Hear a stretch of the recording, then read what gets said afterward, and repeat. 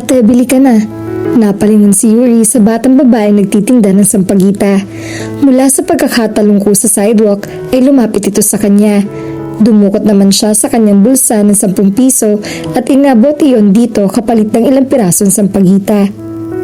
Alam mo kung isasabit ko sa iyo ang lahat ng sampagitang binili mo sa araw na to, baka madaig mo pa mga artista ng Dots Entertainment na dati sinasabitan ng mga fans nila ng sampagita. Wika sa kanya ni Kara, ang best friend at kababata niya. Hayaan mo na, kawawa naman yung bata. Ani yan ang balingan nito.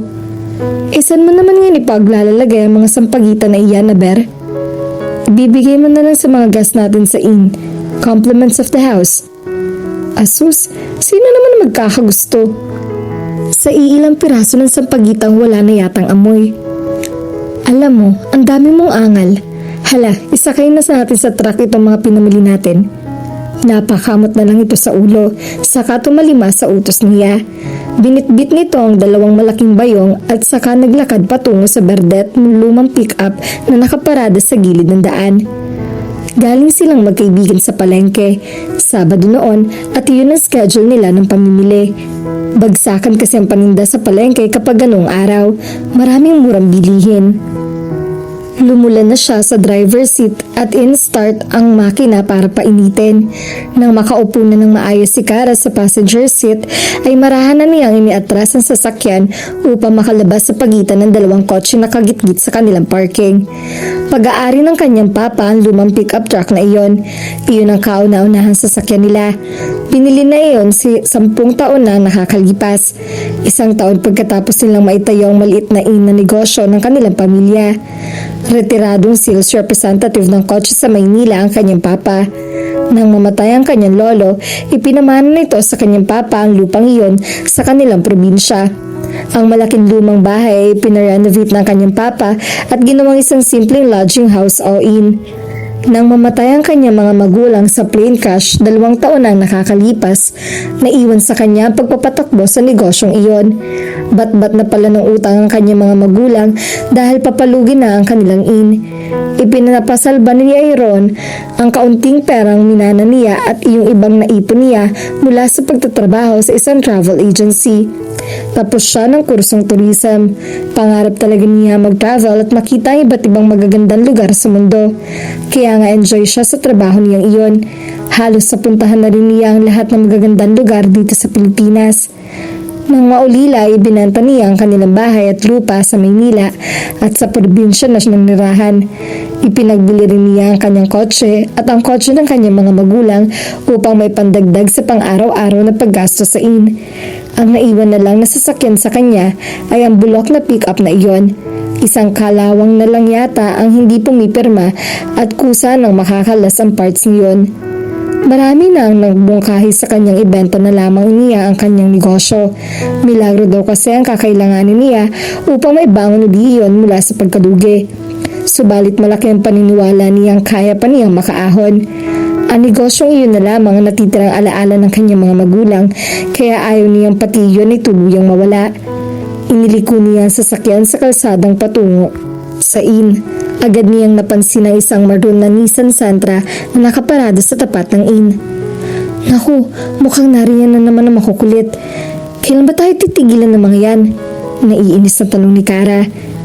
Hayaan mo sila, magsasawa rin ng mga yan dahil wala silang mapapala sa kakukulit nila sa atin.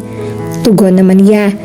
Ipinasok niya ang sasakyan sa driveway at tuloy-tuloy sa likod bahay na nagsilbing parking lot. Bumaba sila sa isa't isang binuhat ang mga pinamili. Nilapitan sila ng tatay at kuya nito na sina Tatay Temyong at Kuya Art. Salamat po, wika niya kay Tatay Temyong nang kunin nito ang kanyang bayong na puno ng mga gulay. Mabutit dumating na kayo. Anito, kanina pa kayong hinihintay ng abogado ni Don Anthony. Naroon na sa labi at kausap si nanay ko rin mo. Sige po tay, haharapin ko po sila. Iniwan na niya sa mag-ama ang paghahakot ng kanilang mga pinamili. Pumasok na siya sa backdoor at nagtungo sa main reception sa labi ng inn. Naabutan nga niya roon si Nanay Kuring. Katulad nila ni Kara, magkababata at magkaibigan din sina Tatay Temyo at ang kanyang papa. Kaya nang itayo ng kanyang papa ang inn, si Tatay Temyo ang kinuha nitong tagapamahala sa pagmamagatan nito. Karpintero, tubero, hardinero at elektrician, iyon ang papel nito. Si nanay ko rin naman ang kanilang kusinera. Si Kuya Art ang bellboy at assistant ni Tatay Tamyong. Si Kara naman ang receptionist. Salitan din sila nito sa pagiging housekeeper. Isa-isang nag-alisan ang kanyang mga staff. Wala na kasi siyang may pasweldo sa mga ito. Tanging ang pamilya na lamang ni Kara ang naiiwan upang tulungan siya sa pamamahala ng inn. Nagsisilbi pa rin ang mga ito sa kanya kahit sa mababang sweldo. Katulad niya, naging mahalagang bahagi na rin daw ng buhay ng mga ito ang inn. Hindi po kayo pinagtataguan ni Miss Villarreal. Nasa palengke po sila kaya hanggang kagaya ng paulit-ulit na sinasabi ko sa inyo kanina pa. Narinig niya ang wika ni nanay ko rin sa mga lalaking kausap nito. Nakaupo ang ito sa sofa sa sala receiving area. May nakita siyang mga tasa ng kape sa coffee table. Ano bang kailangan nyo? Maautoridad na sabad niya. Nagbaling ng tingin sa kanya ang tatlong lalaki. Good morning, Miss Villarreal. I'm Attorney Arcaza and these are my colleagues. Wika ng isa sa mga lalaki. Tumayo mga ito bilang paggalang. Iniabot pa ng nagpakilalang Attorney Arcaza ang kamay nito sa kanya. Tinanggap naman niya ang pakikipagkamay nito. Magandang umaga rin, maupo kayo. Aniya, naupo silang lahat sa sofa. Nagpaalam na sa kanila si nanay ko ring. Sa kusina raw muna ito. Miss Villarreal, we are here on behalf of Don Anthony. As you know, Don Anthony is planning to put up a golf and country club just right beside your inn. In line with that, he is proposing... May bago na naman siyang proposal. Like I have repeatedly told all the lawyers he sent to me, I am not selling my land, or am I willing to negotiate. You can tell Don Anthony that whatever his proposal is, I object to it. I will never sell this land. He can build his golf course for all he wants, but he is never buying my land. Did I make myself clear, Attorney Arcaza? I understand. Sumusukang wika nito. Inilabas nito ang isang tarheta mula sa suot na Amerikana. But if you change your mind, here's my number. Attorney Arcaza, what part of no and never you didn't understand? I am certain I won't be needing your card. Now, if you'll excuse me, I have a business to manage. Help yourselves out. Mataray na wika niya. Naubos na ang pasensya niya sa mga ito. Tumayo na siya at iniawang ang nakatanghod ng mga ito. Halos linggo-linggo ay may pinapadalang abogado si Don Anthony sa kanyang inn. Ang naturang Don ang may-ari ng Buena Vista Developers Incorporation. Balak nito magpatayo ng golf and country club sa kanilang bayan. Dahil daw hindi ganun karami ang populasyon nila, tamang-tama raw na getaway iyon para sa mamamayang nais makapag-unwind. Hindi rin kasi kalayuan sa Maynila ang kanilang bayan. At ang napili pang lokasyon nito ay ang malawak na lupain at sa tabi ng kanyang inn. Nabili na nito sa mga dating mag-aari ng lupang iyon. Ngayon, kinukulit naman siya nito upang ipagbili niya ang kapirasong lupang ikinatatayuan ng kanyang negosyo.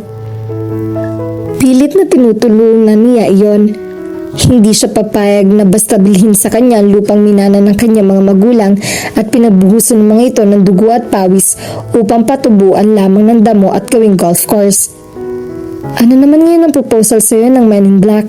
Tanong sa kanya ni Kara nang mabungaran niya ito sa kusina. Umiinom to ng kape. Ay nako, ewan, hindi na ako nag-aksaya ng panahon pakinggan pa. Pinaalis ko sila. At gaya ng madalas kong sabihin, hindi ko ipagbibilang tapos ang usapan. Wala talagang kadala-dalang Don Anthony na yun. Kung marriage proposal na lang sanang inalok niya, baka mahikayat ka pa niya. Biro nito. Sira, anong palagi mo sa akin? Social climber na naghahanap ng matandang mayamang madaling mamatay. Why not?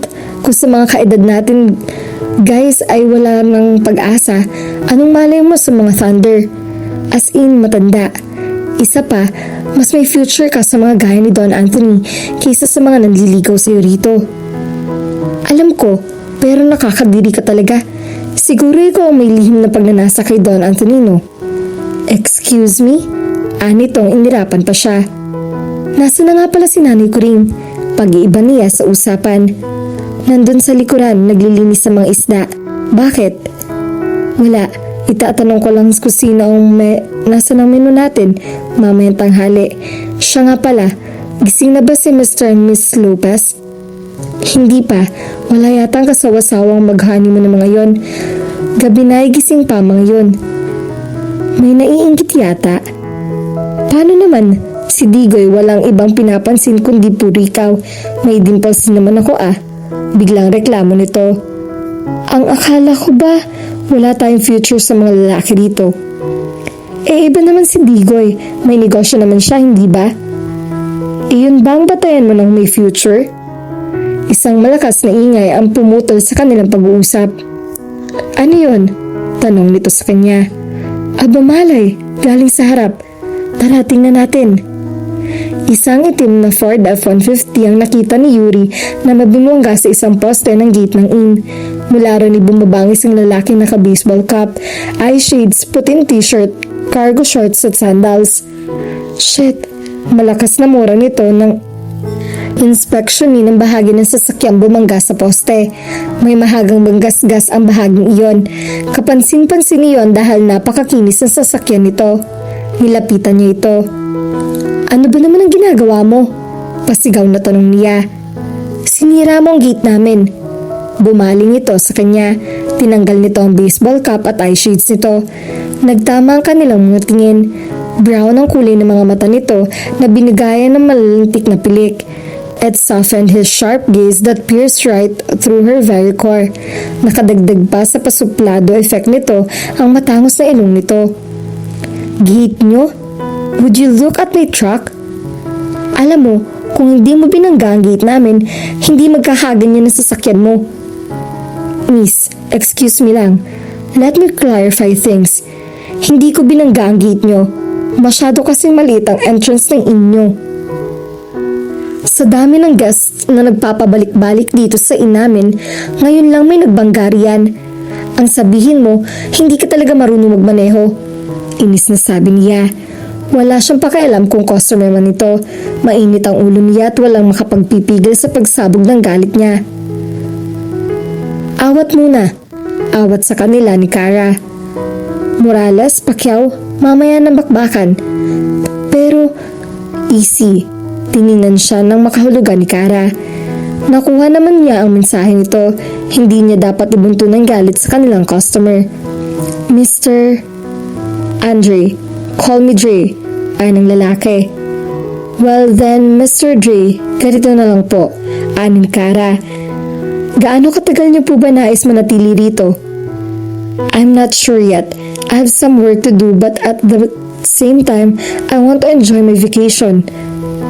Kung ganon, libre na lang po ang first 4-day accommodation at meal niyo rito to cover up for the damages in your truck. Kara, nasisiraan ka na ba? Protesta niya.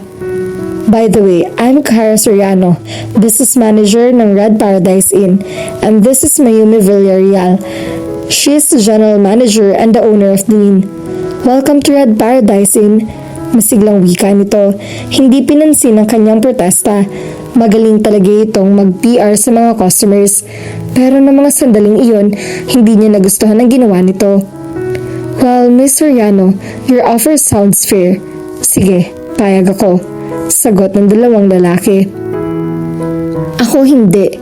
Paano ang gate namin? Angal pa rin niya. Nagkamot sa ulo si Dre. Siniko siya ni Kara sa tagiliran. Ginantihan naman niya ang paniniko nito. O sige, ganito na lang. 2 araw na lang ang libro ko. Lugi ako pero payag na ako. Kailangan ko lang talaga ng matutuluyan na malapit sa Pulang Lawa. Ani Dre. Do we have a deal? Of course we have a deal. Sagot ni Kara bago pa siya makapagsalita. Sumakay uli si Dre sa pick-up nito at iniatras iyon mula sa pagkatama sa poste. Hindi na nito pinilit na ipasok ang sasakyan sa makitid at pakipot na driveway ng kanyang inn. Inaayos na lamang nito ang pagkakaparada niyon sa harap. Ano ka ba? Sita niya kay Kara. Lalo tayong malulugi sa ginagawa mo. Yuri, customer pa rin siya. Malay mo, magtagal siya rito. E di malaki rin ang kikitain natin. At saka gasino na lang ba ang pagpapagawa ng gate? Kayang-kaya ni tatay. Ikaw talaga? Porke gwapo? Uy, Nagapuhan siya, tudyo pa nito sa kanya. "Che, tumigil ka nga." "Miss," ani Dre nang makalapit na ito sa kanila. Bitbit na nito ang isang malaking sports bag na marahil ay naglalaman ng mga gamit nito. Itim na camera bag, itim na laptop bag at tripod bag. Kara na lang, muling pakilala rito ng kanyang kaibigan. "You can call me Kara," at siya naman ay si Yuri. Sinikol niya ito. Kahit kailan talaga, mahilig ito makipag-flirts gwapo. Kung sa bagay, gwapo naman talaga ang bagong parokyano nila. May pagkamayabang nga lang ang dating. "Yuri, pwede na ba ako mag-check-in?" Tanong sa kanya ni Dre. Hindi niya alam kung nanunudyo ba ito dahil sa pilyong ngiti at nakakatunaw na tingin ipinikol nito sa kanya. "Tara na sa lobby. Kara, ihanda mo ng room 6. Wika niya. Hindi siya nagpa-apekto sa panginis nito sa kanya. Nagpatiuna na siya sa pagpasok sa lobby at agad na pinuwas sa likod ng front desk. Kumuha siya ng guest form. Isinulat niya ron ang numero ng kwarto at saka nilagyan ng check ang mga entries na dapat fill upan at lagdaan ni Dre. "Room 6, iyan ang pinakamalaking kwarto namin. Nasa east side iyon, kaya kitang-kita mo mula roon ang sikit ng araw. Ayos na ba yun sa'yo?" Aniya sabay abot dito ng form. "That would be fine. Thanks." Anito, hindi pa rin nawawala ang pilingiti sa mga labi. Kinuha nito ang form at saka sinimulang sulatan iyon. Nang matapos ay ibinalik na nito iyon sa kanya. "Dre, ito lang ang pangalan mo?" Nagtatakang tanong niya. Sa tingnan nito, sa dami ng blankong espasyo na minarkahan niya, tanging pangalan at laglalang nito ang isinulat nito. "I prefer to be called only as Dre. Don't worry, hindi naman kita tatakbuhan. Now, if you'll excuse me, nasa nuli ang kwarto ko?" Pinindot niya ang button na nasa harap niya. Lumapit sa kanya si Kuya Art. "Sasamahan ka na lang ni Kuya Art," wika niya kay Dre. "Kuya Art, samahan mo siya sa room 6. Ikaw na rin ang bahala sa bagahin niya." Bilin pa niya. Nang kunin ni Kuya Art kay Dre ang mga dala nito, ay kusa naman itong binigay iyon. Sumunod na ito patungo sa hagdan. Naiwan siya sa front desk. Binasa uli niya nakasulat sa guest form. "Dre." It was written in capital letters. Maganda ang sulat nito. Pa-executive ang dating. Naintriga siya. Hindi kaya terorista ang pinatuloy niya? Abala si Yuri sa pagkukompute na nagastos nila sa pamamalengke. Nasa harap niya mga resibo at iba pang mga bills. Kailangang mabayaran ng ilaw at tubig upang hindi sila maputulan. Si Kara kadalasang pinagagawa niya ng computation, kaya lamang ay abala ito sa paglilinis sa mga silid. Palibhasa, bakasyon na, okupado ang 10 silid ng in. Mabuting balita iyon para naman kumita siya kahit paano. Napapitlag siya nang magling ng telepono sa gilid ng counter. Iyon ang linya nakaugnay sa mga silid. Room 6, ang nakarehistro sa caller ID. Iniangat niya ang out tipo. "Front desk, hello." "Anya." "Kailangan ko pa na extra pillows." Narinig niyang wika ni Dre mula sa kabilang linya. "Yes sir, ipapaakyat ko na lang. Will that be all sir?" "Yuri?" "Yes sir." "Sabi na nga ba? Tama ako. Ang ganda ng boses mo. Parang, do you need anything else?" Biglang nairitang tanong niya. Hindi niya maipaliwanag pero kumukulo talaga ang dulugon niya rito. "I said, I prefer to be called Dre." "O siya, Dre. Dre na kung Dre. Kung wala ka ng bang kailangan, ibaba mo ng telepono dahil baka may tumatawag na may iba ring kailangan." Hindi na niya hinintay na makasagot ito. Siya na nagbaba ng auditibo. "Sino yun? Bakit nakaisbid ka na naman? Lalayuan tayo ng mga bisita kapag ganyan ka ng ganyan." Wika sa kanya ni Kara na hindi niya namalayang nakababa na pala sa lobby. "Iyong magaling mong bisita sa room 6, humihingi ng dagdag na unan. Tambakan mo nga ng unan nang hindi na makahinga." Naiinis na sabi niya sa kaibigan. "Easy, bisita natin siya. Siya nga pala, any sign of the honeymooners?" Tulog pa rin sila. Tumawag ako sa kwarto nila kanina pero wala pa rin sumasagot. Pero ang sabi kanina ni Kuya Art, bumaba na raw yung lalaki para magkape. Tapos umakyat uli. "Don't tell me." Humirit pa sila na isang round. "Yak! Hoy, Caridad, huwag mong pakialamanan ang mga bagay na hindi mo dapat pakialamanan." O siya, Manang Yuri. Smile. Sabay silang napatingin sa direksyon ng pinanggagalingan ng boses na iyon. Biglang nag-flash ang hawak na camera ni Dre. Nakapikit yata ako, ani Kara. O sige, isa pa. Pose, sabi naman ni Dre. Wala akong panahon makipaglitratuhan sa'yo. Iyong mga tanawin na lang sa labas ang pag-aksehan mo ng film mo. Mataray namang sagot niya. Pagpasensyahan mo na si Yuri. Killjoy yan eh. Sabi naman ni Kara. Siniko niya ito. Ayaw niyang iniinis siya nito sa harap ng antipatikong Dre na to. Okay lang, nakunan ko naman na kayo. May garden pala kayo sa likod. Ah, oo, dating flower farm yon. Kaya lang nang malugi. Kung gusto mong pumunta roon, sasamahan ka na lang ni Kara. Putol niya sa sinasabi ng kaibigan. Ayaw niyang ikinukwento kung kani-kanino ang kinahinatnan ng flower farm ng kanyang ina na kasabay na nalugi ng in. Pwede bang ikaw na lang sumama sa akin? Hiling sa kanya ni Dre. May ginagawa ko. Si Kara na lang. Pwede namang si Kara na lang ang gumawa niyan. Ikaw na lang sumama sa akin. Sige na, Yuri. Please. Pamimilit nito. Ani mo bata nagmamakaawa? Oo nga naman, Yuri. Ako na lang magtutuloy niyan pagkatapos kong iakyat ang una ni Dre. Total, ikaw naman lagi nagtutour sa mga bisita natin. Ano bang malay ko sa mga bulaklak dun sa hardin? Pasimpleng inungusan niya ito. Hindi niya nagugustuhan ang sitwasyon nito. Sa halip na tuluyan siya, lalo pa siya nitong napasubo dahil dito. Napilitin na lang siyang samahan ng antipatikong bisita niya. Customer are always right. Paalala na lamang niya sa sarili. Walang imik sina Yuri at Ray habang binabagtas nila ang sementadong footpath patungo sa flower farm. Sa gilid ng footpath ay may nakatanim na mga sunflower. Iyon ang paboritong bulaklak ni Yuri, kaya iyon daw ang itinanim ng kanyang mama. Panay ang pag-flash ng camera ni Dre habang kinukunan nito ang mga bulaklak. Malapit na sila sa entrada ng flower farm nang maramdaman niyang hindi na ito nakasunod sa kanya. Nilungan niya ito. Wala ito sa kanyang likuran. Tinalunto niya ang daan pabalik. Nang mapatapat siya sa makapal na pumpon ng flowers, ay lumabas ito mula roon. Sabay pindot sa shutter release button ng camera nito. Perfect! Wika nito. Nang humakbang ito palapit sa kanya, ay sumabit ang isang paa nito sa sanga. Sumubsob ito sa direksyon niya. Huli na upang umatras siya.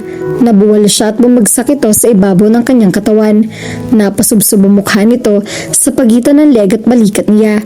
Sapo-sapo ang kamay nito ng camera na buong ingat at pinoprotektahan nito sa pagbagsak. Nang mag-angat ito ng ulo ay nagtama ang kanilang tingin. In a split second, she felt her heart race through her chest. Tila bumagal din ang pag-ikot ng mundo. Hindi niya ay nakalang ganun pala kagwapo si Dre sa malapitan. Every inch of his skin was perfect. His eyes were piercing right through her very core, and his lips seemed to tender. She wanted to feel them locked into hers. Itinulak niya ito palayo sa kanya. Hindi niya nagustuhan ang epekto sa kanya ng dagling pagkakalapit ng kanilang mga katawan. Tumayo naman agad ito at inalalayan siya sa pagtayo. Are you alright? Anito sabay abot sa kanyang kamay. Okay lang ako, sabi niya.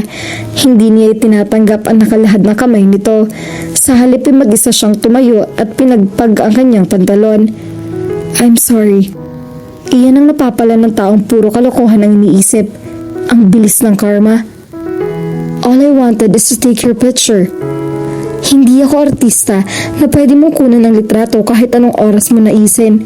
Kaya itigil mo ng kalokohan mo. Diretsuhin mo na lang tong footpath. Hayun sa dulo ang flower farm. Bahala ka na. Total, malaki ka na. Marami pa akong gagawin. Naiinis na wika niya. Humakbang na siya pabalik sa inn. Pinigilan siya nito sa braso.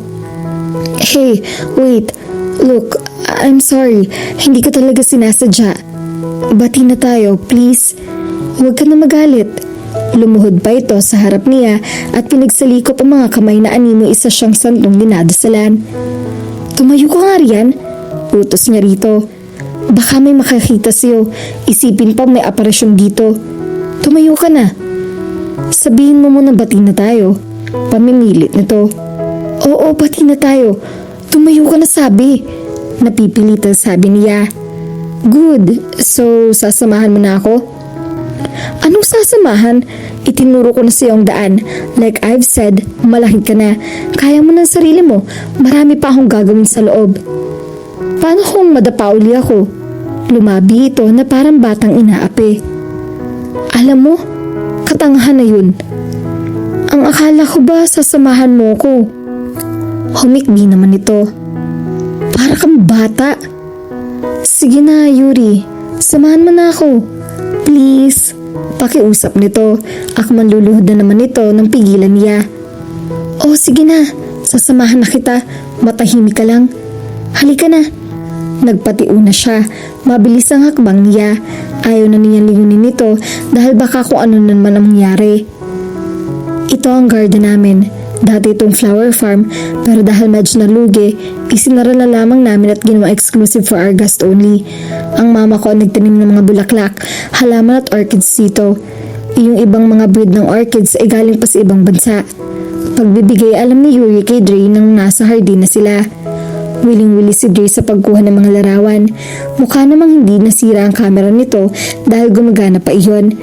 Para ito nagkaroon ng sariling mundo nang makita magagandang bulaklak kaya hindi na ito narinig ang kanyang sinasabi.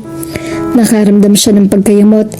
Pinilit-pilit pa nito magpasama sa kanya, deadmine lang pala siya.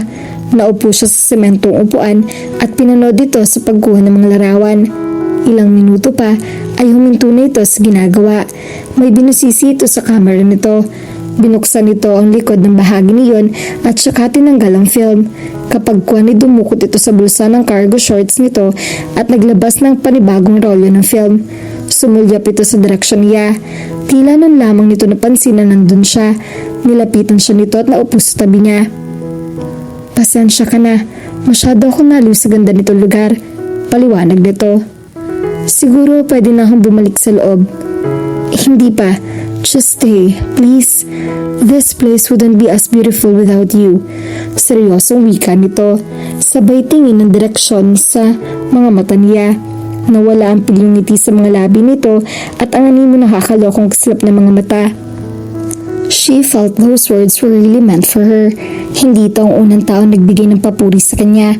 Madalas sabihin sa kanya ng mama niya na maganda siya. Pero syempre, nanay niya ito at kaisa-isa pang anak siya nito. Alam naman sabihin nito na pangit siya. Kahit ang mga manliligaw niya ay panay sabing maganda siya. Pero pakiramdam niya, binobola lang siya ng mga iyon. May itsura siya, oo, but not enough to be considered beautiful. Kung ikukumpara siya sa mga babaeng talaga namang head turner, magmumukha siyang sa asawa. Lalo at hindi naman siya matangkad. 5'1" lang ang taas niya. Pero dahil balingkinitan, it gave her the illusion that she was tall. Nag-iwas siya ng tingin. Hindi niya kayang tagalan ng nakakapasong tingin ni Dre. Mas gusto niya ito kapag nang-aasar at nangungulit. Mas kampante siya dahil hindi ganun kalakas ang pagkabog ng kanyang dibdib.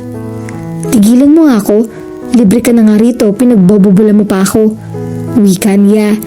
Gusto niyang itago sa pagkainis ang kaikibang epekto sa kanya ng papuri at titig nito.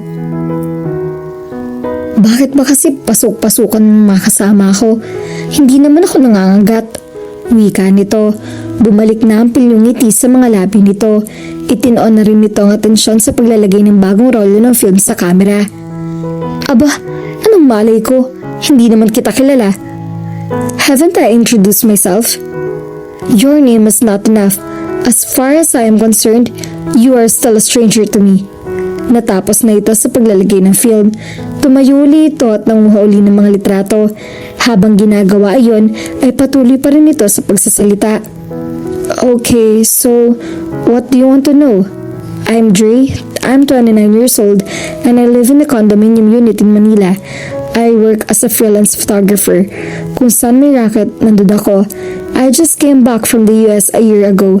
I finished my studies here, and I took up an MBA. MBA? Yeah, my father forced me to. He wants to handle the family business, but I really am not ready. And besides, hindi ko naman talaga hilig ang pagninegosyo. Photography is my passion. Kaya naman pala para kang naposes sa pagkuha ng mga litrato. Komento niya. Ganon talaga ako. Once I see something that enchants me, hindi mo na ako mapipigilan. It's like my hands and eyes have minds of their own. Panay ang pagpindot nito sa camera hanggang sa maubusan uli ng film. Pinagmasdan niya ito. Sa estilo ng forma nito, mukhang bihasa nga ito sa pagkuha ng mga larawan. For a minute there, she saw another side of her mysterious guest. Nagdudulot ito sa kanya ng matinding kaba tuwing makakakalapit sila. Your mother did a great job with these flowers. Sana ma-meet ko siya para masabi ko sa kanya kung gaano kaganda ang tanim niya. Sa pagkahabanggit ng kanyang ina, agad nagbago ang anyo ng kanyang mukha. Pinigilan niyang mapaluha. Paborito niya ang lugar na iyon dahil parang doon niya nararamdaman ang presensya ng kanyang ina. Pakiramdam niya, ang halimuyak ng mga bulaklak na nanunod sa kanyang ilong ang mga haplos nito. At ang matitingkad na kulay ng mga bulaklak ay ang matamis na ngiti nito. Are you alright? Pukaw sa kanya ni Dre. Napitlag siya. Nakatunghay na pala ito sa kanya. I have to go. Tumayo siya mula sa kinauupuan at walang lingon likod na umalis sa lugar na iyon kahit tinatawag siya nito ng sunod-sunod. Nakatungtong si Yuri sa step ladder at abala sa pagpipintura ng bakanteng kwarto na iyon. Ganon ang madalas sa gawain niya kapag depressed siya. Pakiramdam kasi niya, sa pamamagitan ng pagpipintura ay naririlis ang lahat ng galit at lungkot niya. Nang mamatay ang kanyang mga magulang, ilang buwan siya nagkulong sa kwartong iyon. Nakailang palit na rin ang pintura iyon. Kapag nasa mood siya, dinedesenyohan pa niya iyon ng kung ano-ano. Kapag naman talagang matindi ang galit niya, kulang na lang ay basta isaboy na lang ang pintura sa dingding. Madalas nga siyang biruin ni Kara na adik na raw siya sa pagpipintura. Iyon ang dating kwarto ng kanyang mga magulang. Hindi siya pumayag na paupahan ng kwartong iyon dahil may sentimental value iyon sa kanya. Hindi din naman niya kayang matulog doon kaya yung kwarto sa attic ang pinili niyang gamitin. Ay, babaeng adik sa pintura, baka po may bala kayong kumain sa tanghalian. Puro thinner na lang ang laman ng sikmura nyo. Wika sa kanya ni Kara. Nilingon niya ito. Nakatayo ito sa pintuan at nakatingala sa kanya. Bumaba siya ng hagdan at dumampot ng basahang may thinner. Ipinunas niya yun sa kanyang kamay. Kumain ka na ba? Tanong niya. Oo, tapos na. Hindi na kita inabala dahil baka batuhin mo ako ng lata ng pintura kapag inistorbo kita. Kaya lang po, mag-aalas-3 na ng hapon. Naghahain na nga si Nani ng merienda para sa mga bisita natin. Hindi ka pa rin bumababa. Sige, susunod ako. Anong susunod? Hihintayin na kita. Baka mamaya hapunan na hindi ka pa rin bumababa. Siya nga pala, hinahanap ka ni Dre. Kanina pang tanong ng tanong. Sinabi ko na lang na umalis ka dahil may naasikaso ko sa bayan. Mukhang matindi ang tama nun sa'yo. Sira, pwede ba? Hindi ako interesado sa antipatikong yon. Ha? Nagpipinturo ka riyan? Ano naman ang pinaghihimutok mo? Ang sabi ko sa'yo, lumayo-layo ka na sa pintura. Addiction na yan, kapatid. Tigilan mo nga ako. Kamusta na pala ang mga guests natin? Iyong mga honeymooners umalis. Mamamasyal daw. Iyong iba nagpunta sa bayan.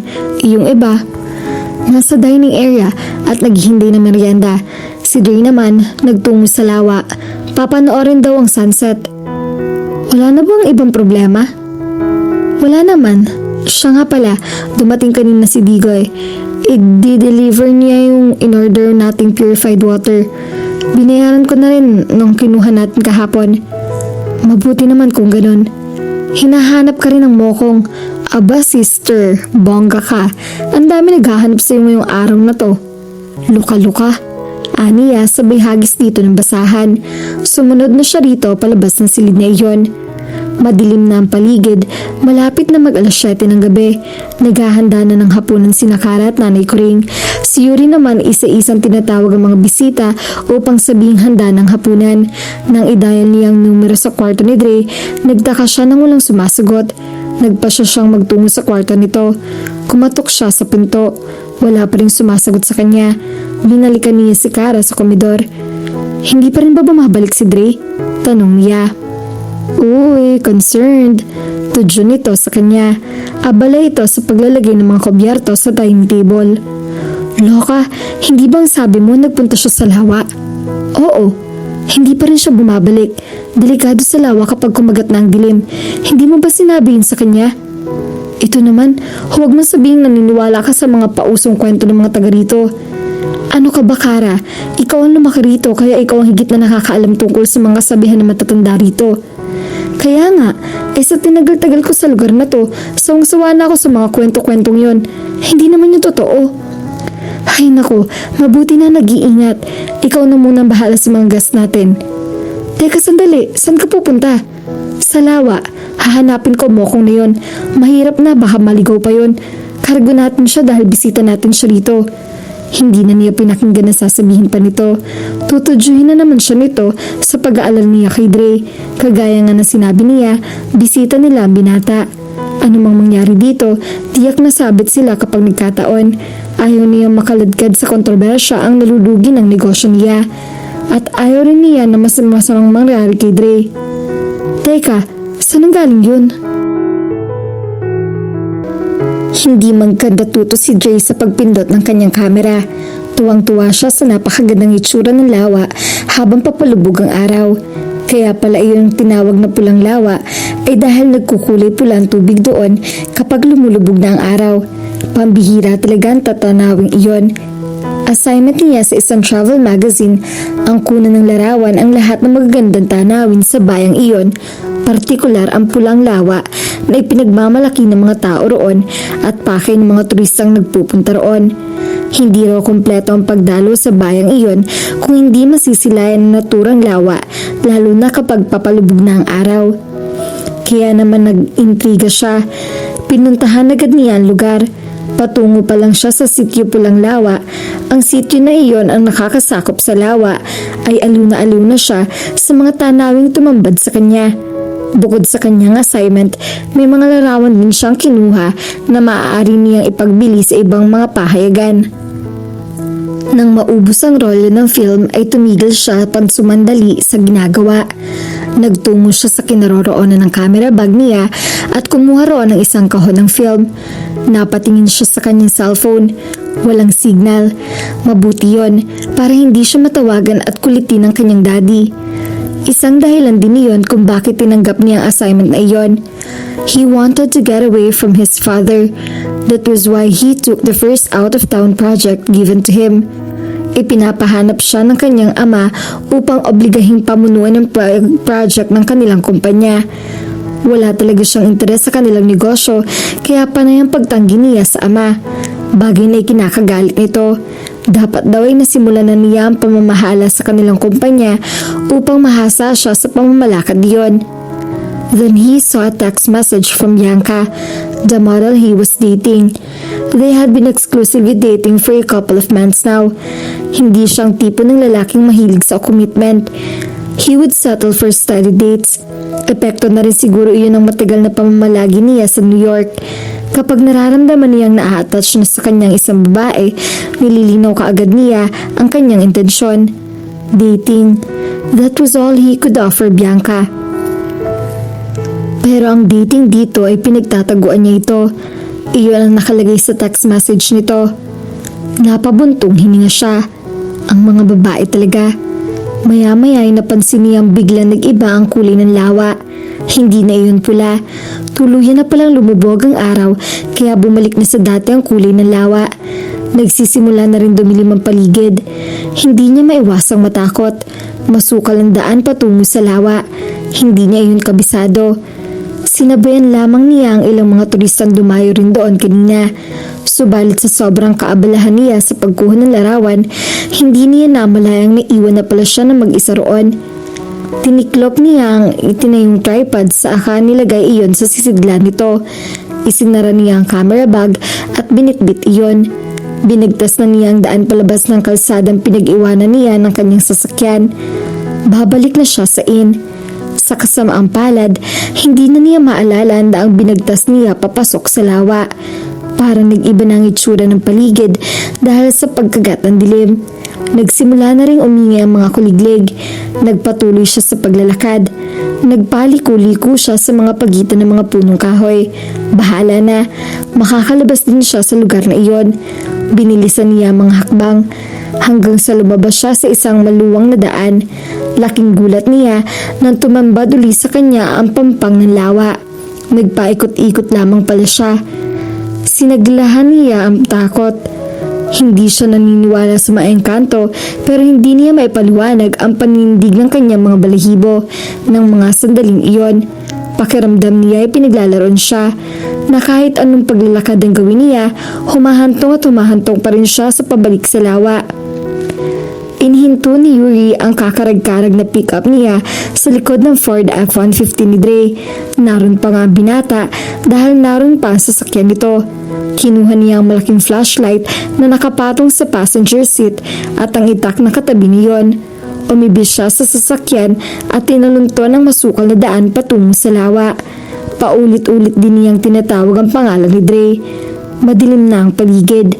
Natitiyak niyang mahihirapan itong taluntunin ng daan pabalik lalo na ang wala itong dalang pang-ilaw. Tinagaan niya ang katawan ng isang puno na nadaan niya. Bahagya niyang inikutan niyon upang mag-iwan ng marka. Lahat ng puno na maraanan niya ay tinatag at minamarkahan niya. Iyon ang magsisilbing gabay niya palabas ng gubat. Pawis na si Dre sa kakalakad, subalit hindi pa rin siya makalabas ng gubat. Lagi siyang humahantong sa lawa. Nauuhaw na siya. Masakit na rin ang kanyang mga binti, kaya naupo siya sa isang bato sa gilid ng lawa. Wala siyang dalang flashlight. Tanging blacklight lang ng cellphone ang nagsisilbing ilaw niya upang maaninag ang paligid. Dre! Napalingon siya nang marinig ang pagtawag ng malakas sa pangalan niya. Lalo siyang kinabahan. Naengkanto na nga ba siya? Paano naman siya nakilala ng engkanto? Dre! Malakas na tawag uli ng tinig ng isang babae. Naaninag niya ang paggalaw ng isang bagay na umiilaw sa di kalayuan. Tumayo siya at inihanda ang kanyang sarili. Hindi siya basta magpapatalo kahit pa sa engkanto. Unti-unting lumapit sa kanya ang liwanag. Dre? Parang kilala niya ang boses na iyon. Ikaw? Aniya nang sa wakas ay makita niya ang mukha ni Yuri. Kahit paano'y nawala ang kanyang kaba. At sino pa sa akala mo? Ano bang ginagawa mo rito at gabi narito ka pa? Hindi mo ba alam na delikado rito sa lawa pagkagat ng dilim? Sita nito sa kanya. Uy, concerned siya sa akin. Biro niya rito. Pwede ba? Tigilan mo ko. Nandito ako kasi baka dahil na naman sa katangahan mo, pati negosyo ko'y madamay. Kargo kita dahil bisita ka ng inko, no? Oh, baka naman crush mo ako kaya mo ako sinusundan dito. Alam mo, imposible ka talaga. Gusto mo tagayin kita? Iniumang nito sa kanyang hawak na itak. Nabigla siya. Hindi niya sukat akalaing may dala pala itong itak. Gabriela Silang, ikaw ba yan? Pangaasar pa rin niya. Hindi niya maipaliwanag pero ang sarap kasing asarin nito. Ang cute nitong tingnan kapag tila umuusok ang ilong nito sa sobrang pagkapikon. Alam mo, mapanganib ang gubat na to. Ngayon, kung okay lang sa'yo natuklawin ng mga ahas at paglaruan ng mga engkanto, pues dyan ka na. Hindi na pala ako dapat nag-abala pa na sunduin ka. Anito sabay talikod sa kanya. Akmang lalakad nito palayo nang pigilan niya ito sa braso. Teka, ikaw naman, hindi ka na mabiro. Salamat sa concern mo. Kanina pa nga ako nagliligaw. San ba ang daan palabas? Tara na, sumunod ka sa akin. Maautoridad na wika nito. Alam mo, kung ang iniilawan mo lang ay ang dinaraanan natin at hindi ang mga puno, napapadali sana ang paglalakad natin. Ani Dre kay Yuri habang binabagtas nila ang daan pabalik sa labasan. Ugo ka pala. Sinabi nang hinahanap ko yung mga punong nilagyan ko ng tanda. Iyon ang palatandaan ko palabas dito. Sagot niya sa reklamo nito. Kanina pa tayo lakad ng lakad pero dadalawang punong may tanda pa lang nakikita natin. Sigurado ka bang nilagyan mo ng tanda ang lahat ng punong dinaraanan mo? Ano palagay mo sa akin, ulyanin? Akin na nga yung itak mo. Ako na lang hahawi sa mga sanga. Ikaw na maghanap ng punong may tanda. Mabuti pa nga nang magkaroon ka naman ng silbi. Kinuha nito sa kanya ang itak at ito ang tumagpas sa mga nakausling sanga na nadaraanan nila. Ilang puno na nga ang nadaanan nila, subalit hindi pa rin niya makita ang mga punong nilagyan niya ng tanda. Nakapagtataka, pinaglalaroan nga ba sila? Pambihirang buhay to. Nagkawang gawa ka na nga, nadamay ka pa. Aniya nang nawawalan na siya ng pag-asang makita mga punong mga narkahan niya. Ayun, lagusan, bulalas ni Dre. May tanda ba ang puno? Aniyang tinutukan iyon ng flashlight. Nabanaag niyang nakaukit sa puno. May tanda nga iyon. Dali-daling tinahak nila ang lagusan. Subalit humantong lamang uli sila sa pampang ng lawa. What the? Halos mapamuda si Dre. Napatulong ko naman siya sa sobrang pagod. Isinubsob niya ang kanyang ulo sa mga tuhod saka niya sumagot ng malalim na hininga. Are you alright? Tanong nito. Nag-angat siya ng tingin. Nakita niya ang pag-aalala sa mukha nito habang nakatingin nito sa kanya. Ilang pulgada lamang ang layo nito sa kanya. I'm fine, tugon niya. Nangingilid na ang kanyang mga luha pero pinipigilan niyang pumatak ang mga iyon. Ayaw niyang umayak sa harap nito. Ayaw niyang ipakita dito na natakot siya. Shh, it's alright. Everything's gonna be alright. Alo nito sa kanya. Ibinaba nito ang hawak na itak at itinayo siya mula sa pagkakalungkot at saka siya niyakap. Nakadama siya ng katiwasayan sa mga bisig nito. Kakaibang init ang hatid ng yakap nito. Unti-unti niyang binabawi ang takot na nadarama niya. She didn't want to let go, subalit kailangan niyang kumalas mula rito kaya bahagya niya itong tinulak palayo. Naliligaw na tayo, aniya. Pansin ko nga rin, may maligno yata sa gubat na to. Sabi naman nito. Kasalanan mong lahat ng to. Ano? Bakit ako sinisisi mo? Kung hindi ka ba naman kasi tatanga-tanga, magpapaabot ka ba ng gabi sa isang lugar na hindi mo kabisado? Pati ako nadamay. Teka nga, sino bang may sabi sa yung sundan mo ako rito? Ikaw ang nagpunta rito. Ibig sabihin, pinili mong maligaw. Pero hindi ko pinangarap na maligaw kasama mo. Lalo naman ako, ano? At ang kapal pa talaga ng Yuri. Naputol ang kanilang pagtatalo nang marinig nila ang tinig na iyon mula sa madalim na kakuyuyan. Sino yun? Tanong sa kanya ni Dre. Si Tatay Tamyong. Natutuwang sagot niya. Sa wakas, makakauwi niya siya. Tay, dito, tay! Malakas na sigaw niya. Ilang sandali pa at naninag na nila ang paparating na liwanag. Lumabas si Tatay Tamyong mula sa pagitan ng mga punong kahoy. Dalang isang malaking lampara at itak. Kasunod nito ay si Kuya Art. Anong ginagawa niyo rito? Delikado rito kapag kumagat ng dilim. Sermon sa kanila ng matanda. Alam ko po yun, tay. Ang kaso itong bisita nating ignorante. Hindi. Tuloy, kinailangan ko pang sundan to. Sumbong niya sa matanda. Pati rin naman ikaw naligaw ah. Sabi sa kanya ni Dre. Mabuti na lang po at natuntun niyo kami, tay. Kuya, hindi ko po kasi mahanap yung dinaanan ko kanina. Ani ang hindi pinansin ang sinabi ni Dre. Nakita ko may taga ang ilang mga punong kahoy. Sariwa pa ang pagkakataga kaya ang ibig sabihin, bago lang ang mga iyon. Naisip ko marahil ay ikaw ang may gawa niyon. Sinabi ko itay sa nasundan ka na lang namin. Paliwanag naman ni Kuya Art. Bakit baliktad ang suot yung t-shirt? Tanong naman ni Dre sa mag-ama. Para hindi kami maligaw. Tugon ni Tatay Tamyong. Ay, oo nga pala. Ani ang pumapalatak pa at tinapik ang kanyang noo. Bakit nga ba hindi ko naisip yun? Matandang pamahiin nga pala yun. Ang sabi sa'yo, ulyanin ka na. Kantsaw sa kanya ni Dre. Tigilan mo nga ako. Baligtarin mo na lang yung t-shirt mo. Utos niya rito. Bakit ako? Alangan namang ako. Ano ka? Siniswerte? Total, ikaw naman ang unang naligaw. Ikaw na lang magbaligtad ng suot mo. Sumunod naman ito. Hinubad nito ang kamiseta nito. Nalantad sa kanyang matipunong katawan nito. Katamtaman lang ang tikas nito pero siksik at pantay ang mga kalamnan nito. Halatang alaga sa workout. Oh, ayan. Masaya ka na? Nito na nakabaligtad na ang kamiseta nito. Tara na nga, nagugutom na ako. Inismiran pa niya ito upang itago ang dagling pagpapako ng atensyon niya sa katawan nito. Mabuti na lamang at madilim ang paligid. Kung hindi, malamang nakita nito ang pamumula ng kanyang mga pisngi dala ng pagkahiya. Oh, ano nangyari sa inyo ni Dre? Malisyosang tanong ni Kara kay Yuri habang pinapanood siya nito sa pagkain sa kusina. Sunod-sunod ang pagsubo niya ng kanin. Nakakamay siya at nakataas ang isang paa sa kinauupuan. Gutom na gutom siya dahil marahil ng pagod at matinding pangamba. Hindi na niya alintana kung mawalan man siya ng poise sa pagkain. Naligaw, sagot niya habang nangunguya. Ano ka ba? Lumuno ka naman. Parang hindi ka pinakain ng 1 taon.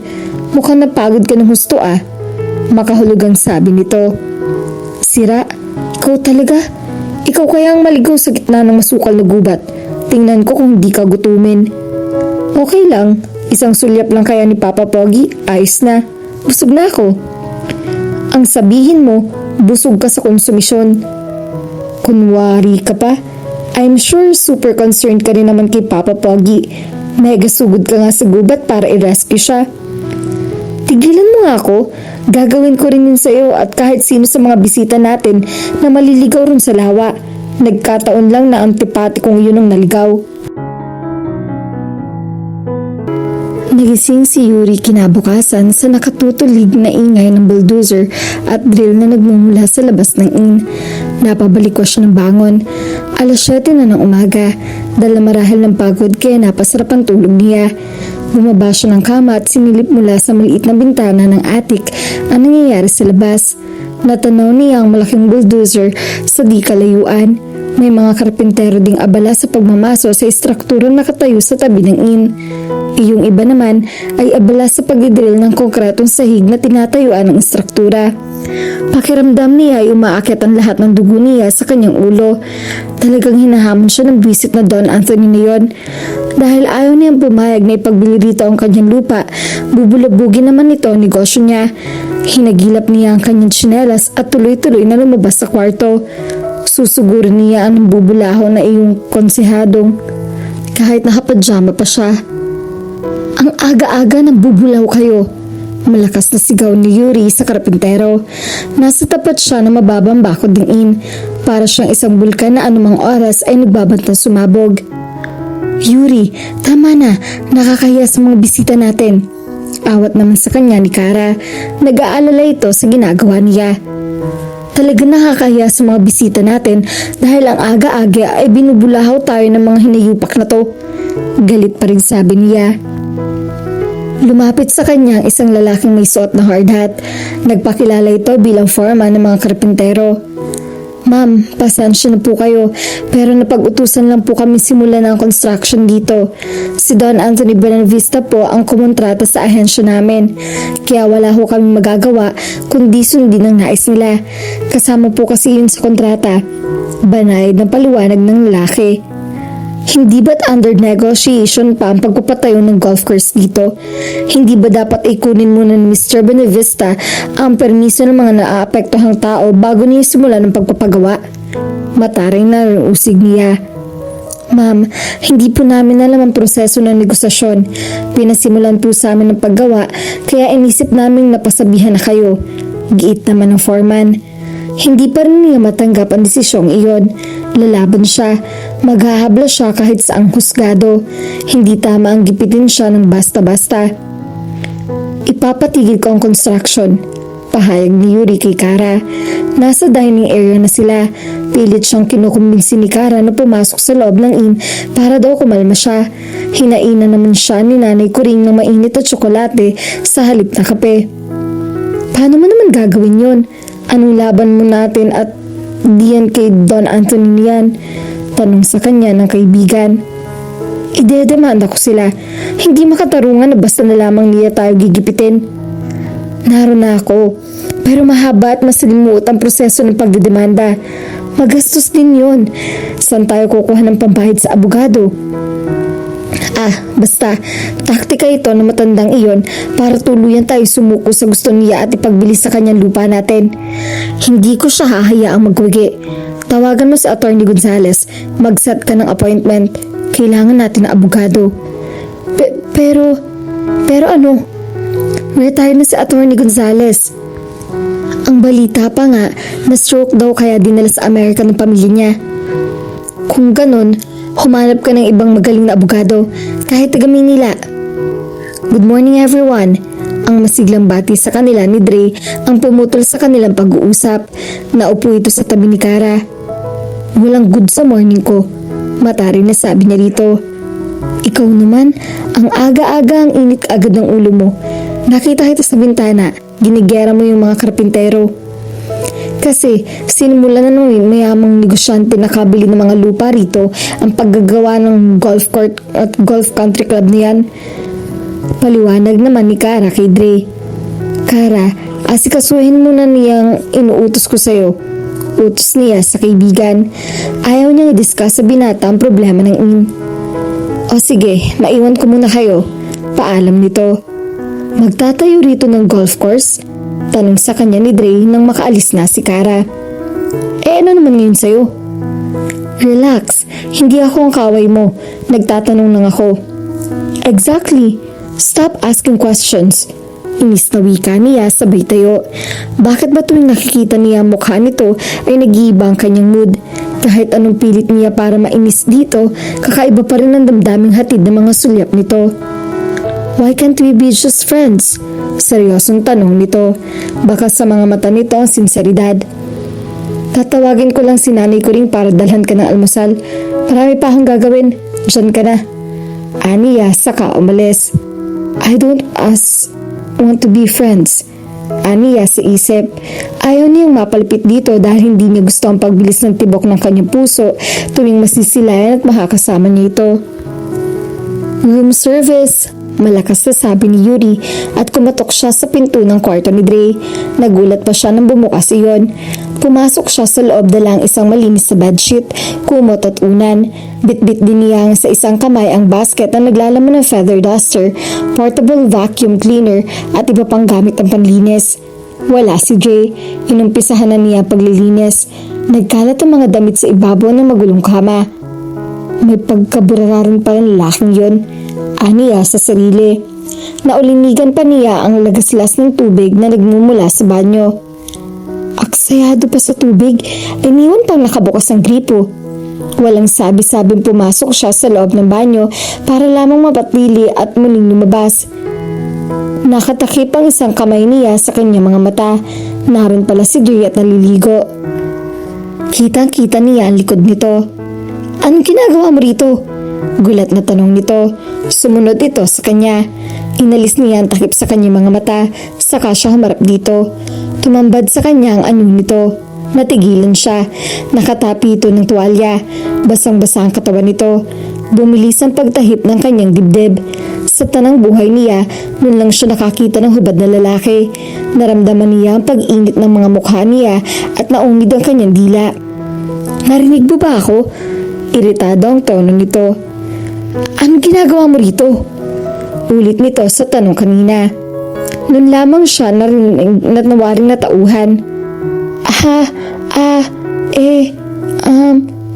Room service. Kanina pa akong sigaw na sigaw pero walang sumasagot. Kaya akala ko walang tao. Kaya pumasok ka nang hindi kumakatok sa pinto. Hindi ko alam na nasa banyo ka. Ang akala ko naiwan mo lang na nakabukas ang gripo. Sa uli-uli, siguruhin mong munang walang tao. I'm sorry. Napayuko siya. Hindi siya makatingin ng diretso dito. It's alright. Bakit nga pala ikaw nag-room service? Nagtaas siya ng tingin dito. Hindi na nakakunot ang noon nito. Lumambot na din ang ekspresyon sa mukha nito. Ako talaga naglilinis ng mga kwarto. Salitan kami ni Kara. Pero sige, babalik na lang ako pagkatapos mong maligo. Uunahin ko muna yung kabilang kwarto. No, wait Yuri. I'm sorry. I didn't mean to bark at you like that. Nagulat lang ako. I'll go ahead. Yuri, hindi na niya hinintay ang sasabihin nito. Tama nang halos natameme siya sa pagkahiya. Lumabas na siya ng kwarto at ipininid ang pinto. Sumandal siya roon at pinayapa ang kanyang sarili. Bakit kapag kaharap ito ay wala siyang nagagawang tama? Lagi naman siyang napapahiya. Hindi tama to. Nakabalandra sa harap ng gate ng inn ang pick-up truck ni Yuri.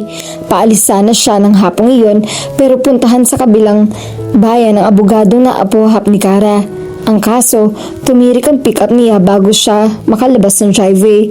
Nayayamot na itinaas niya ang hood niyon. Mainit ang sikat ng araw dahil alauna na ng hapon. Tumatagaktak na ang kanyang pawis. Wala naman kasing aircon ng kanyang pick-up. Basa na ang pawis ng likod niya ng pink blouse niya. Kung kailan naman may importanteng lakad siya, ay saka pa siya nagkaganoon. Binutingting niya ang wire na nakakabit sa baterya. Baka loose lang ang wiring kaya nahirapan siya mag-start. Kinuha niya ang wrench mula sa likod ng pick-up at saka pinukpok ang terminal ng baterya. Sumakay uli siya sa driver's seat at in-start ang makina. Ayaw pa rin umandar. Nahampas niya ng malakas ang manibela. Late na siya sa appointment niya. Going somewhere? Tanong sa kanya ni Dre na hindi niya namalayang nakatayo sa tapat ng driver's seat. Pwede ba? Wala akong panahong makipag-asaran sa'yo. Inis na wika niya. Umibis uli siya ng sasakyan at tiningnan kung anong posibleng diferensya niyon. Bakit hindi ka na lang sumabay sa akin? I can drop you off wherever you're going. Papunta ako sa bayan. Alok nito. Salamat na lang. Hindi sa bayan ang punta ko. Eh di sasamahan kita sa pupuntahan mo. Total wala naman akong gagawin. Pupunta lang ako sa bayan para humanap ng pwede kong kunan ng picture. Hindi pwede. Don't worry, hindi ako mangungulit. I just want to help. Besides, I owe you one dahil tinulungan mo ako kagabi. Bantulot pa rin siya. Pagkatapos na nangyari ng umagang iyon, hindi niya alam kung paano ito haharapin ng maayos. Kaya nga laking pasasalamat niya nang hindi ito bumaba. Iniwasan din niyang makita ito ng magtanghalian. Come on, yayapan nito sa kanya. Late na siya sa appointment niya. Importante para sa kanyang lakad na iyon dahil nakasalalay roon ang kapakanan ng kanyang negosyo. Sige na nga, pero huwag kang masyado mabilis magpatakbo. Pagpayag niya. Promise. Nitong itinaas ang kanyang kamay bilang tanda ng pagsumpa. Pagkatapos ay tinulungan na siya nitong makaakyat sa mataas na tuntungan ng sasakyan nito. Muntik pang masilat ang takong ng sandals niya. Nang sumakay ito sa driver's seat, agad na binuhay nito ang makina at binuksan ang air conditioner. Ang init no? Komento nito nang maramdaman ang ginhawang hatid ng malamig na hangin ng air conditioner. Oo nga, summer kasi. Sang-ayon niya. Kinuha niya sa dalang maliit na bag ang panyong baon niya. Pinunasan niya ang butil ng pawis sa kanyang noo. Sayang ang pinahid niyang press powder dahil tinunaw lang niya ng pawis niya. Namiss tuloy niya ang kanyang kotse. Iba talaga kapag may air conditioner ng sasakyan. Ano nangyari sa pickup mo? Tanong ni Dre sa kanya. Bigla na lang tumirik. Ayaw na mag-start. Patitingnan ko na lang mamaya kay Tatay Temyong. Bakit kasi ka babae mong tao gano'n ang minamaneho mong sasakyan? Walang poise? Ang yabang mo, porke maganda sasakyan mo. Hindi naman, nagtataka lang ako kung bakit nagtitiis ka sa pupugak-pugak na pick-up na yon. Excuse me? Iyon po ang good old reliable pick-up namin. Iyon ang unang sasakyan na impundar ng papa ko. Kung reliable, bakit tumirik? May topak lang yon. Teka, lumabas ka nga pala sa highway. Hindi sa bayan ang punta natin kundi sa kabilang bayan. Okay, you're the boss. Lumakyo ito sa isang kalye palabas ng highway. Ilang minutong namayani ang katahimikan sa kanilang pagitan. Nakapa-awkward ang sandaling iyon. Hindi niya alam kung anong gagawin. Nagkasya lamang siya sa pagitan ng labas ng bintana. Pero para bang tinutudyo siya ng kanyang isip dahil paulit-ulit na bumabalik sa kanya ang tagpong naabutan niyang naliligo si Dre at ang ayos ito nang lumabas ng banyo. Napalunok siya. Tilang muling uminit ang paligid niya.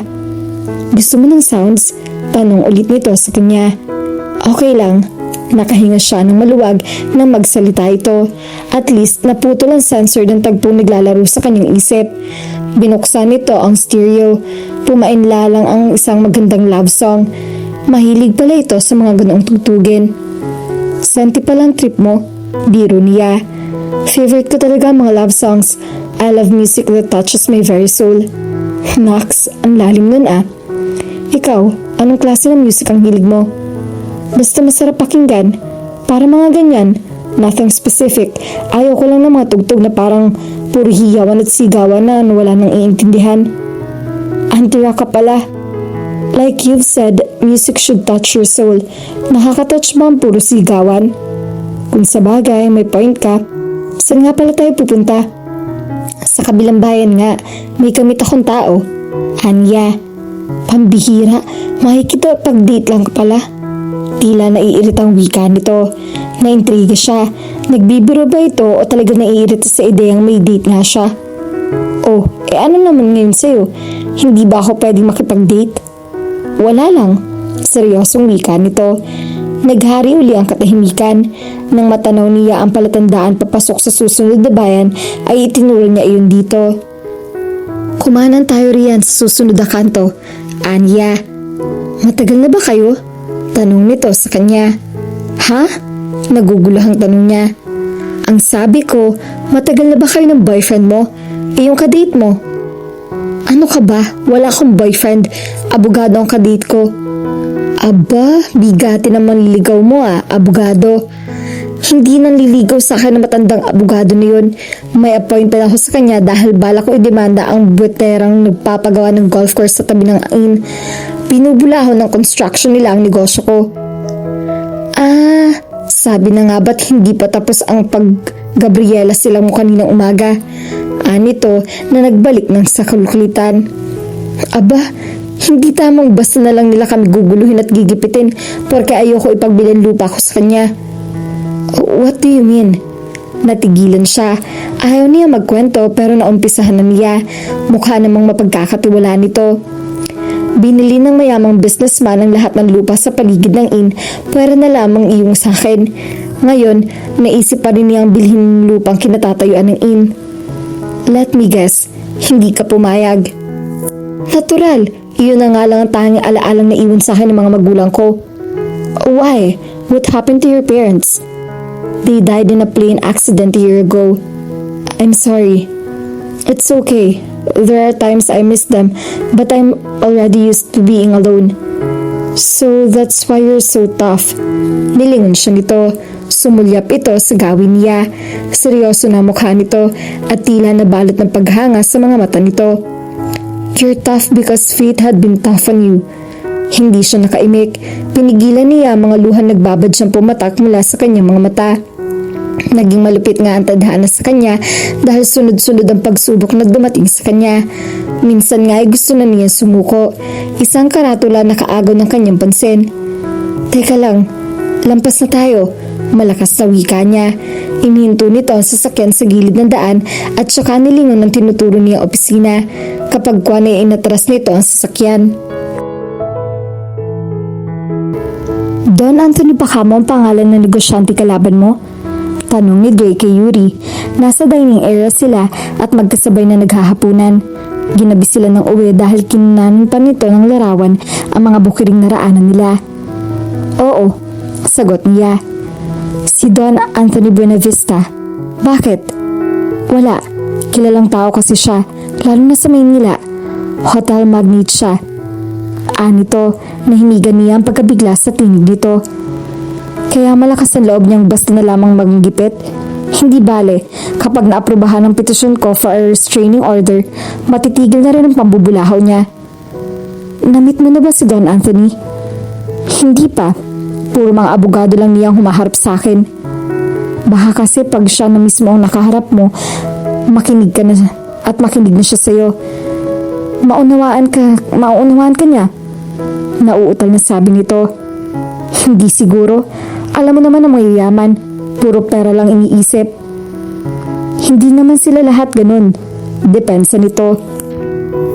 Nasasabi mo yan dahil mayaman ka. Hindi ako mayaman. Ang mga parents ko lang mayayaman. What I spend is what I earn. Ang sa akin lang, siguro kapag nalaman ni Don Anthony ang halaga sa'yo ng ina to, irerespeto niya ang pasya mo.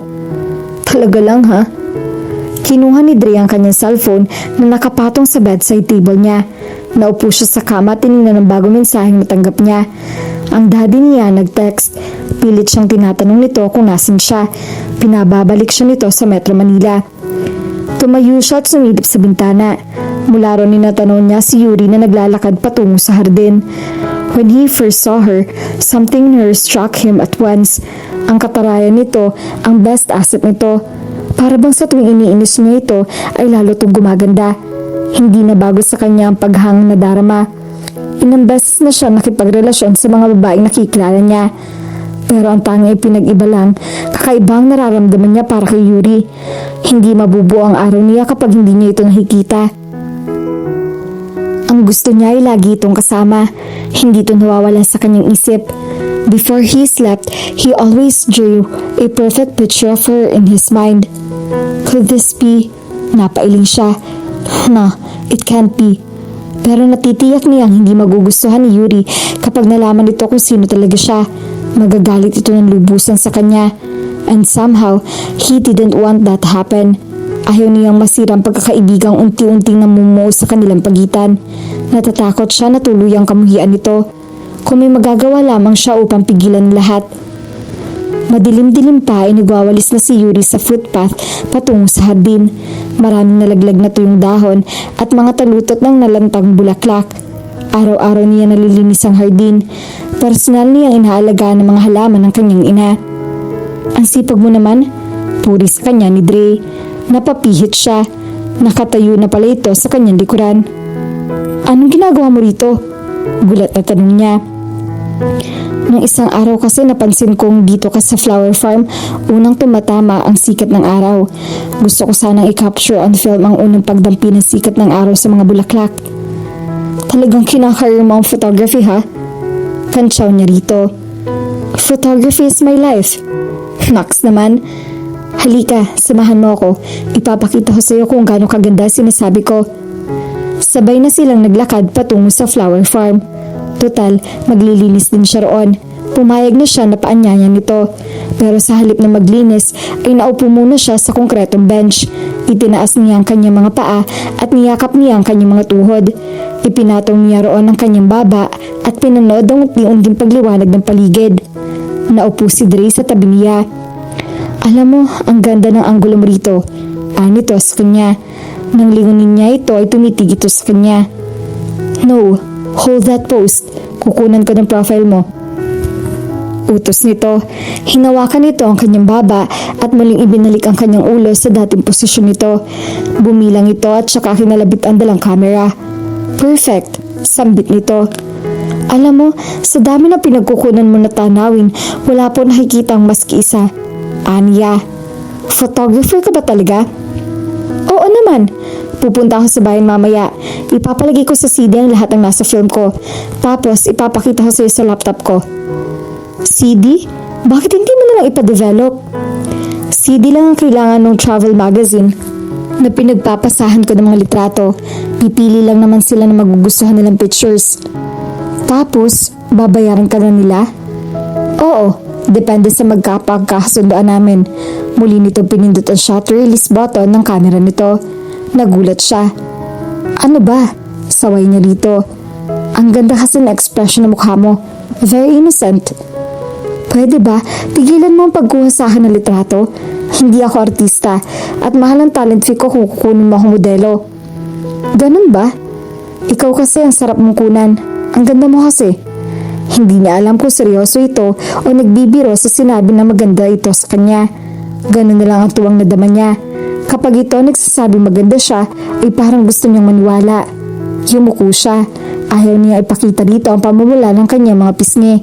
Ayaw niya ipahalatang apektado siya sa sinabi nito. Naapektado siya ng buong presensya nito. Alam mo, ang weird mo ngayong araw na to. Puna ni Kara kay Yuri. Nasa kusina sila at naghihiwa ng mga sangkap para sa lulutuin tanghalian ni Nanay Coring. Weird? Bakit naman? Balik tanong niya rito. Kaninang umaga pa ganyan, nakangiti ka, wala namang nakakatawa. Naku, Yuri ha, masama yan. Bakit? Krimen na ba ngayon ang pagngiti? Hindi, pero sintomas yan na nasisiraan ka na ng bait. Naku, problema yan. Alam ko maraming problema rito sa inn, pero wag mo namang dibdibin naman masyado. Luka-luka, hindi ako nasisiraan ng bait. Masaya lang ako.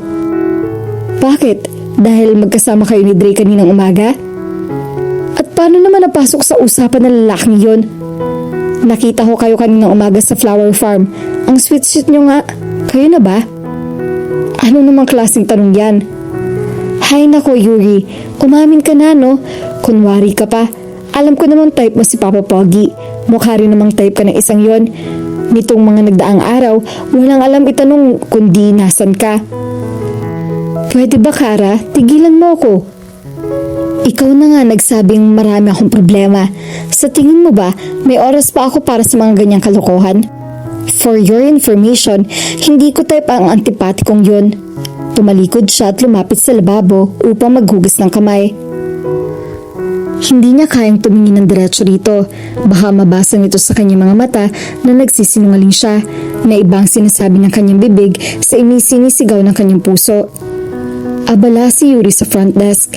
Nanlaki ang kanyang mga mata nang mabasa mga figure na nakasulat sa dumating na billing statement galing sa bangko. Iyon ang halaga na dapat niyang bayaran. Hindi pa kasi niya nababayaran na buo ang iniloan niyang pera na ginamit niyang pantustos sa gasto sa inn. Malaking halagang sinisingil sa kanya ng bangko. Hindi pa niya mabayaran iyon dahil hindi pa ganun kalakas ang kita ng inn. Kung hindi niya mababayaran ang utang na iyon, rarematahin ng bangko ang kanyang lupa na ginamit niyang kolateral. Sumandal siya sa counter. Napahawak siya sa kanyang ulo nang tila bigla iyong sumakit. Hindi lang si Don Anthony ang balakid sa pagtataguyod niya sa kanyang negosyo. Pati pala si bulsa niya ay umaangal na din. Okay ka lang? Nag-aalang ng tanong sa kanya ni Kara nang abutan siya nito sa ganong ayos. Okay lang. Nalulumong tugon niya. Ano ba yung binabasa mo at parang nalugi ka? Wala, Kara. Ikaw na muna bahala rito sa counter. May gagawin lang ako sa itaas. O sige, pero sigurado kang okay ka lang? Oo, ayos lang ako. Migraine lang to. Itutulog ko lang ito at tiyak na maaalis na ito. Sige. Umakyat na siya sa hagdan. Kaibigan niya si Kara. Magkapatid na ang turingan nila sa isa't isa. Nasasabi niya rito kahit anong nararamdaman niya, pati mga problema niya. Pero ng mga sandaling iyon, wala siyang lakas ng loob na maglahad dito ng problema.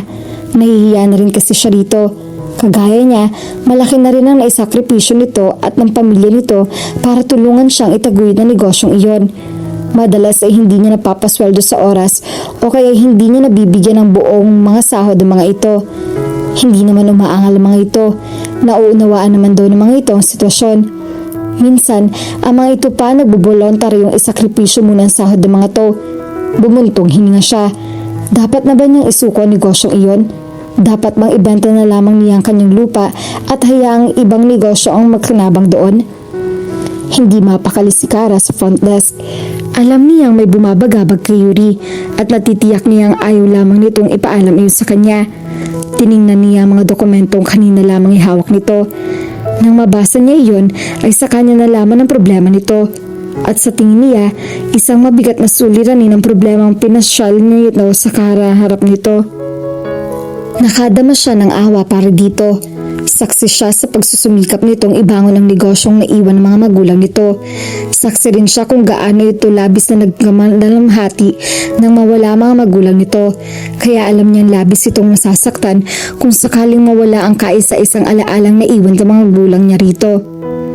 Nasaan si Yuri? Tanong ni Drake kay Kara nang abutan niya ito sa front desk. Galing siya sa bayan.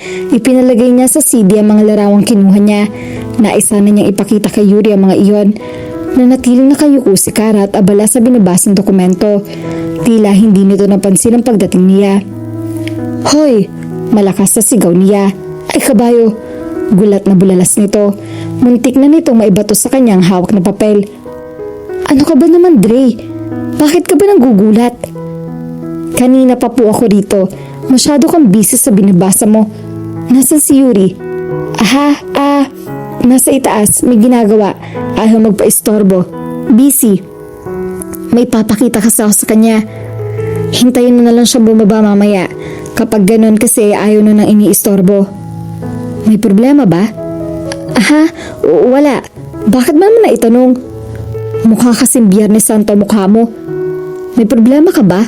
Baka makatulong ako. Wala akong problema. Kung ganun, sabihin mo na lang sa akin kung nasan si Yuri. Nasa taas nga siya. Hindi ka rin makulit, no? Saan sa taas? Sinabi nang hindi nga magpapastorbo yun. Magagalit lang yun sa'yo. Akong bahala. Sabihin mo na lang kung nasan siya sa taas. Bakit ba lagi mo na lang akong tinatanong? Hindi ako tanungan na nawawalang tao. Tila naiirata na ang tanong nito. Hey, Kagaya ka na yata ng kaibigan mo. Pikon ka na rin yata ngayon. Ang kulit mo kasi. This is not a good time for jokes, Dre. Napansin niya bumalik ang pagbabalisa nito. Bakit? Di may problema nga. Please, Dre. Hayaan mo na lang muna si Yuri. May mga oras na gusto niya mapag-isa. Kilala ko ang kaibigan ko. So, may problema nga si Yuri. Anong problema niya? Baka makatulong ako. I don't think I am in a position to tell. Kara, gusto ko lang tumulong. At this point, there is nothing you can do. Kaya hahayaan na lang natin siya? Ganun ba? Teka nga, bakit ba masyado kang atat na tulungan ng kaibigan ko? Dahil kaibigan ko na rin siya. Kaibigan o baka naman, baka ano? Dre, nakikiusap ako sa'yo. Kung ano man ang balak mo sa kaibigan ko, huwag mo nang ituloy. Maraming problema ngayon si Yuri at kung sasaktan mo lang siya. Ano bang sinasabi mo? Ang gusto ko lang naman ipakita sa kanya mga pictures na kinuha ko nito mga nagdaang araw. Ang sabi kasi niya ay gusto niyang makita mga yon. Basta, tandaan mo to. Huwag mong sasaktan ng kaibigan ko. Nasa 3rd floor siya, dun sa bakanting kwarto sa dulo. Napapailing si Dre habang umakyat siya sa hagdan patungo sa 2nd palapag ng inn. Hindi niya makalimutan na sinabi ni Kara. Wala naman siyang balak na masama kay Yuri. Sa katunayan, sa paglipas ng mga araw ay alalo siyang nakakapalapit dito. Kulang ang araw niya kapag hindi niya ito nakikita. Hindi siya inosente sa ganong damdamin. Alam niya, unti-unti nang nahuhulog ang loob niya rito. He could be falling for her at gaya ng kaibigan nito, ayaw rin niya masaktan nito. Bahagyan nakabukas ang pinto ng kwartong iyon na nasa kwarto pinakadulo ng hallway. Ayon pa kay Kara, ang kwartong iyon daw ang dating silid ng mga magulang ni Yuri. Doon daw nagkukulong si Yuri kapag masama ang loob nito o kaya ay malungkot ito. Inuubos daw nito ang oras ng pagpipintura ng mga dingding. Mukha nga nagpipinta na naman ito dahil sa hallway pa lang ay naaamoy na niya ang pintura at thinner na bago pa lamang naghahalo. Lumapit siya sa pinto at sumilip sa loob niyon. Nakita niyang abala si Yuri sa pagpipinta ng sunflower sa isang panig ng dingding. Eksperto ang paggagalaw ng isang kamay nito. Matamang pinanood niya ito. Tila hindi naman ito nararamdaman ng kanyang presensya dahil nakatuon sa ginagawa ang lahat ng atensyon nito. Hanggang sa mapansin niyang unti-unting dumiriin ang pagpahid nito sa paintbrush sa dingding at ang pagyugyog ng magkabilang balikat nito. Tumigil ito sa pagpipinta at dahan-dahang tumalong ko sa sahig at yumuko. Narinig niya mahingang pagtatangis nito. Tama ang hinala niya. Umiiyak nga to. Marahan siyang pumasok sa loob ng kwarto. Hindi niya matiis na basta tumayo na lamang at panoorin ito. Nilapitan niya ito at marahang inaplos ng isang balikat. Tumingala ito at tumingin sa kanya. He felt like his heart would explode. Basang-basa ng mga luha ang magkabilang pisngi nito. At ang mga mata nito ay mag-uumapaw sa matinding kalungkutan. Itanayo niya ito ng marahan at saka ay kinulong sa kanyang mga bisig. Gusto niyang pawin ang kalungkutan nito. Yun nga lang, hindi niya alam kung paano. Hinayaan ni Yuri na dumaloy ang kanyang mga luha. Yumakap siya na mahigpit kay Dre. Hindi na niya inilanta na ang iisipin nito dahil ng mga sandaling iyon, kailangan niya ng kanlungan. She thought she could bear it all. Tuwing may problema siya, nagkukulong siya sa kwartong iyon at naiiyak na lang ang lahat ng sama ng loob niya. Nagtatago siya sa mundo at pansumandaling tumatakas sa realidad at umaasang kasabay ng pag-agos ng kanyang mga luha ay mapapawi rin ang kanyang problema. But she was still alone, and every time she would battle with her problems, she would be fighting alone. Kaya nang ikulong siya ni Dre sa mga bisig nito, hindi na siya tumanggi. His arms provided the solace she was looking for. In his arm, she felt safe. Ilang sandali silang nanatili sa ganong posisyon. Wala ni isa man sa kanila ang naglakas loob na magsalita. Nobody dared to break that precious moment. Are you alright? Masuyong tanong nito sa tapat ng kanyang tenga. Nakiliti siya ng madama ang mainit na hininga nito. It brought a shiver down her spine. Dagli siyang kumalas sa pagkahayakap dito. I'm fine, thanks. Nahihiyang sabi niya. No, you're not fine. Alam mo bang masama sa mga baga natin ang amoy ng pintura? It could kill you. I'm alright. Sige na, iwan mo na lang muna ako. Pakiusap na rito. Alam ko, may problema ka. Wala akong problema. Myron, kahit hindi mo sabihin, alam ko may problema ka. What? Look, this is not... I know. Still, I want to help you. Dre, Yuri, may mga kaibigan ka. Pwede mo silang takbuhan. Pwede mo silang iyakan. You don't need to cry alone. I am used to being alone. But now you're not. You're with me. What can you do to save my failing business? Are you here to watch me fall? Look at me. Ang mataray at masungit na Yuri turns out to be loser. Shh! You're not a loser. I'm not here to watch you fall. I'm here to catch you, Yuri. Kinabig siya nito palapit dito at muli siyang ikinulong sa mga bisig nito. And no matter how hard she tried to stop her heart from pounding too fast, she couldn't.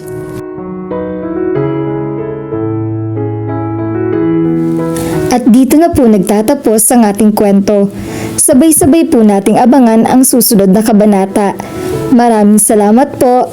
God bless and stay safe.